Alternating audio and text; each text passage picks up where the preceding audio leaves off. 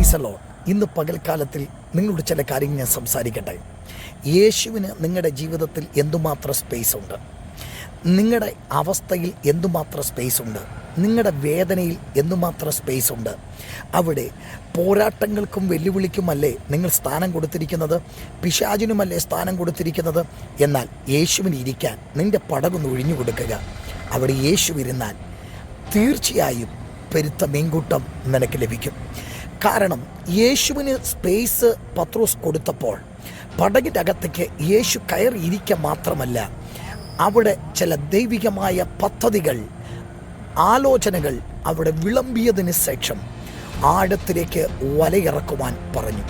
പ്രിയപ്പെട്ടവരെ, നിങ്ങൾ നിങ്ങളുടെ പടകിൽ, നിങ്ങളുടെ കുടുംബത്തിൽ, നിങ്ങളുടെ ജീവിതത്തിൽ, നിങ്ങളുടെ നീറുന്ന സാഹചര്യങ്ങളിൽ ഏതവസ്ഥയിലും യേശുവിന് സ്പേസ് കൊടുക്കാമോ? യേശു നിങ്ങളുടെ പടകിനെ നിറച്ചിരിക്കും. അത് ഉറപ്പായ കാര്യമാണ്. അതിൻ്റെ അകത്ത് എത്ര ശക്തമായ വെല്ലുവിളികൾ ഉയർന്നാലും അവിടെ യേശുവിന് സ്പേസ് ഉണ്ടെങ്കിൽ 100% വിജയം ഉറപ്പാണ്.